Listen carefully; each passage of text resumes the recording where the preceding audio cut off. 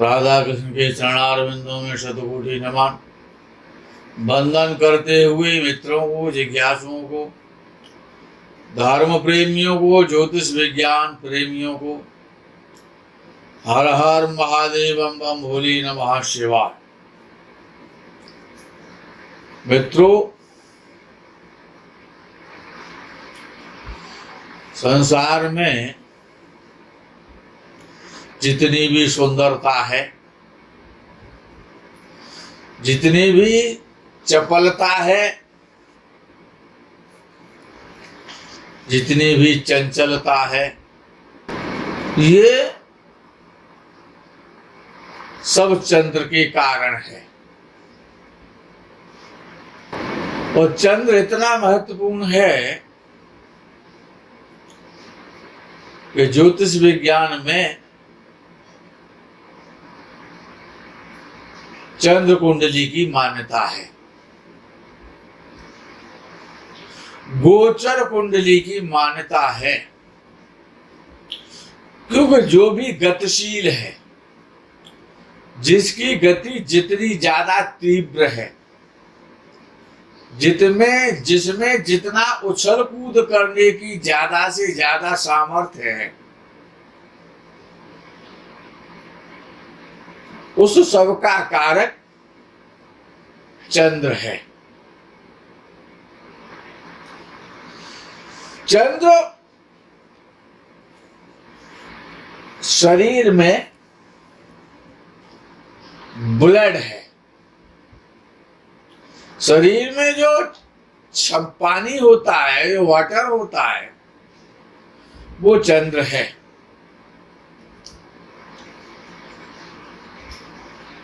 जो ब्लड का जो साइकिलिंग होती है, जो ब्लड रिफाइन होता है, रिसाइकल होता है किडनी के द्वारा और हार्ट के द्वारा,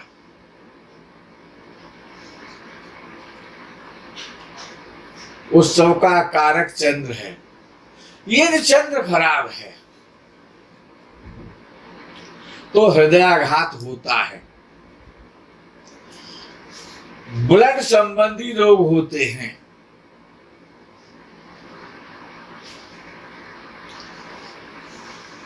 हृदयाघात और ब्लड संबंधी रोगों का होना। चंद्र अत्यंत ठंडा है, शीतल है, तो जितने भी रोग सर्दी के द्वारा होते हैं, उन सब का कारक एकमात्र चंद्र है। शीतलता का कारक और कारण, जल का कारक, मन का कारक, माता का कारक, जन्म स्थान का कारक, जन्मभूमि का कारक, जन्मभूमि से सुख प्राप्ति का कारक, जननी जन्मभूमिश्च स्वर्गादपि गरीयसी। जननी और जन्मभूमि, यदि चंद्र अच्छा है तो इन दोनों का बढ़िया सुंदर श्रेष्ठ को मिलता है। शरीर में जो बायां नेत्र है उसका कारक चंद्र है, बाएं नेत्र का। जातक जिसका भी चंद्र है, और चंद्र तो सबका होता है, तो जातक की मां और सास, दो मां होती है ना, एक तो मां होती है और एक सासू मां होती है। मां तो वैसे कई है, पृथ्वी मां भी है, गो मां भी है, गाय मां है, और धाय मां है। धाय मां है और गाय मां है, गंगा मां भी तो है। तो माता का कारक और सासू माता का कारक सुंदरता का। संसार में जितनी भी सुंदरता है, अच्छा, जो अधिक सुंदर है उसका चंद्र बहुत अच्छा है, नोट कर लो आज से। और जो कुरूप है उसका चंद्र खराब है, सीधा सा सिस्टम है। उसमें क्या है, बिना कुंडली के आप जान जाएंगे कि चंद्र कैसा है। उसका चेहरा बहुत सुंदर है, चेहरे पर बहुत अट्रैक्शन है, आकर्षण है।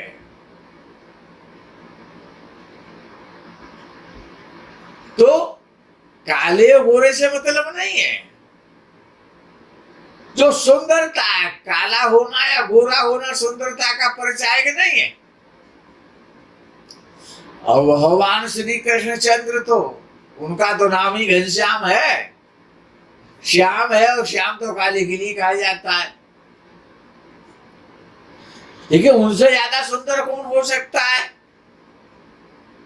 तो सुंदरता का और काले गोरे का आपस में कोई संबंध नहीं है।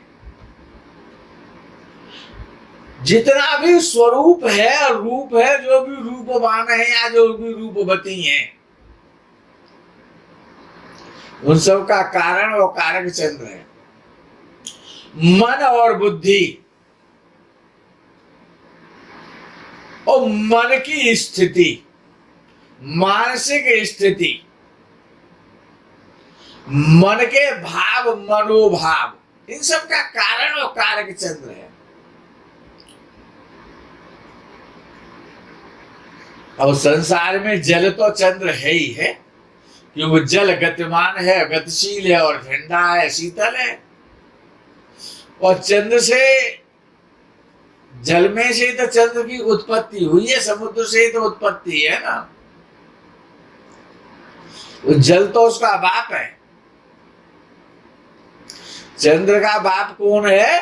कि वो जल है। स्त्रियों के स्तनों में जो दूध है, अच्छा, दूध किन के स्तनों में होता है? दूध वाले प्राणी कौन कौन से? मनुष्य भी है, मनुष्य के अलावा भी तो हैं। कुतिया के बच्चे भी तो दूध पीते और शेरनी के भी दूध पीते। अर्थात जो जरायुज हैं, और सृष्टि 4 प्रकार की है ना, स्वेदज, अंडज, जरायुज और उद्भिज। तो जो जरायुज हैं, जो झिल्ली के द्वारा पैदा होते, झिल्ली में बंद आते हैं, वो सभी दूध देने वाले हैं।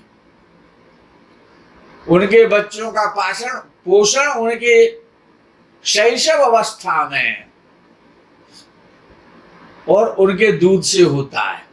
चाहे वो गाय है, चाहे वो भैंस है, चाहे वो मनुष्य की माँ है, चाहे वो बकरी है, जितने भी झिल्ली के द्वारा पैदा होते हैं।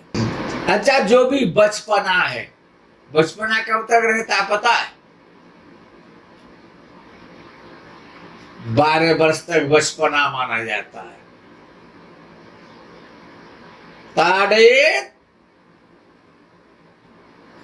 पाले 12 वर्षाणी, 12 वर्ष तक, 12 वर्ष की अवस्था तक शिशु अवस्था, बचपना माना जाता है। अच्छा, जितने भी पदार्थ जल से उत्पन्न होते हैं, जो जलीय पदार्थ हैं, और केला के लिए विशेष रूप से जल की आवश्यकता होती है। केला के लिए विशेष रूप से उसकी अच्छा, जितना भी, जो भी जल के जो जंतु है, चाहे वो मछली है, चाहे वो कछुआ है, चाहे वो सीप है, चाहे वो मगरमच्छ है, इन सब का संबंध, जो भी जलीय प्राणी है, जल में रहने वाले प्राणी है, उन सब का संबंध चंद्र के साथ है। और जो भी वस्तुएं जल से पैदा होती हैं, जो भी समुद्री नमक है, जल से तो पैदा किया जाता है, उसे जल से ही तो बनता है। समुद्री नमक, अरे टाटा का नमक तो सब जानते हैं, लेकिन समुद्र का नमक है,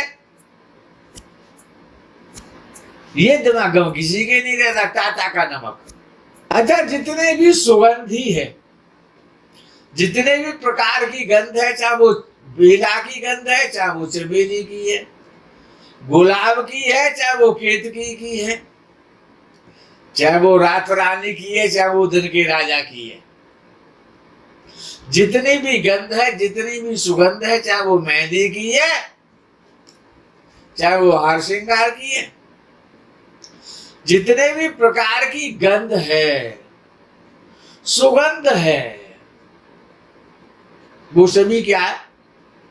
चंद्र है। अच्छा, स्त्रियों को जो मासिक धर्म होता है, जो स्त्रियों का, मां बहनों का जो मासिक धर्म होता है, वो चंद्र उसका कारक है, कारण है। चंद्र के माध्यम से वो मासिक धर्म होता है। और जब चंद्र पीड़ित होता है तो मासिक धर्म में बहुत कष्ट होता है, समस्या पैदा होती है, अवरोध आ जाते हैं।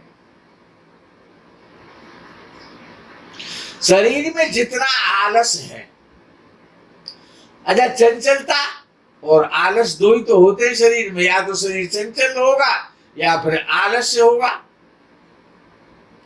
तो यदि वृद्धावस्था का चंद्र है या मृतावस्था का चंद्र है तो वो आलस्य प्रदान करता है। शत्रु राशि का चंद्र या नीच राशि का चंद्र क्रोध तो देता ही है। क्रोध किससे आता है? अहंकार से। और जब अहंकार कब पैदा होता है कि जब पापक ग्रह बलवान होते, गुरु ग्रह बलवान होते, अहंकार आता है। जब अहंकार होता है तो क्रोध पैदा हो जाता है। अगर चंद्र खराब है तो व्यक्ति को गुस्सा आता है, क्रोध आता है।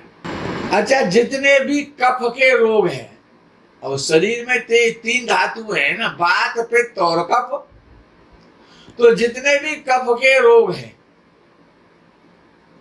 अब ब्लड में से तो कफ की उत्पत्ति होती है, तो जितने भी कफ के रोग हैं, जितने भी सर्दी से होने वाले रोग हैं, कोल्ड के जो रोग हैं,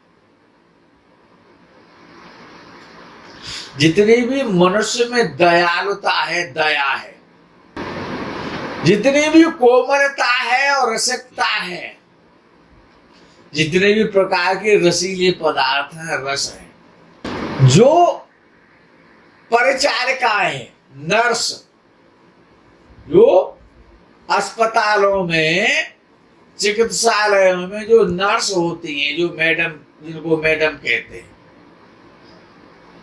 उन सब का कारक है, नर्सों का कारक है। अच्छा, जितने भी जड़ी बूटियां हैं,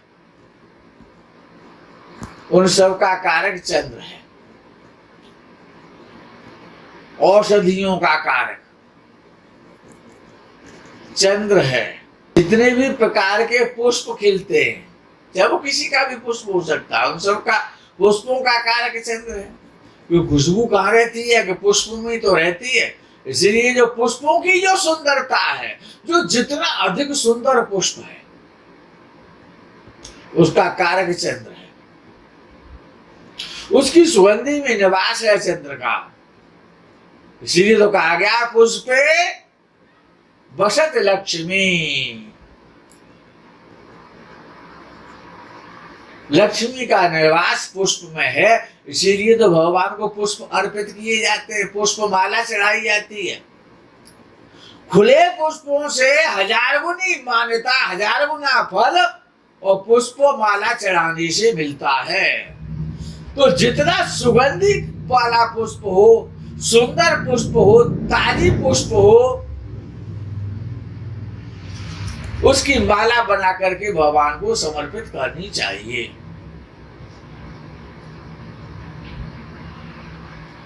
इसीलिए तो माला का प्रावधान है। ये वो पुष्प नहीं है, वो लक्ष्मी का स्वरूप है। जो दोगे वही तो आपको मिलेगा। आपने कभी भगवान का पुष्प चढ़ाए नहीं है, तो पुष्पे बसत लक्ष्मी। अच्छा, बिना फूलों के क्या पूजा होती देखी है आपने? हाथ जोड़ करके, प्रणाम करके, दंडवत करके उनका सम्मान किया जाता है। देखिए, पूजा में पूजा कान पुष्पाणि, दोनों ने कहा पूजा खान पुष्पाणि, पुष्पे बसत लक्ष्मी, और पुष्पों का कारक चंद्र है, अर्थात लक्ष्मी का कारक चंद्र है, पुष्पों का तो कारक है ही, सुगंधी का तो कारक है ही, सुंदरता का तो कारक है ही, बचपन का कारक है, शिशु अवस्था का कारक है, उलट का कारक है। कौन है? कि वो चंद्र है। पुष्पों का व्यवसाय है, इत्र का व्यवसाय है, गंध का व्यवसाय है, वनस्पति शास्त्र का कारक, आयात और निर्यात का कारक, विदेशों से आयात, इंपोर्ट और एक्सपोर्ट का कारक, और जो बड़ी इंपोर्टेड वस्तुएं हैं ना, इंपोर्टेड, उनका कारक है चंद्र, याद रखना। कल्पना जो शक्ति होती है ना, कल्पना, विचार शक्ति, विचारों में खो जाना, सात समुद्र की यात्रा विचारों से कर लेना, आसमान की यात्रा विचारों से कर लेना, मन चंगा तो कठौती में गंगा, यानी मन का कारक है। और गंगा जी का भी कारक है कि गंगा में क्या है कि वो गंगा का अमृत रूपी जल है, जल का ही तो कारक है। कला और संगीत, अच्छा कला तो चंद्र की होती है कि सूर्य की होती है कलाएं? कला किसी ग्रह की नहीं, केवल चंद्र की है कला। अकेले चंद्र में 16 कलाएं।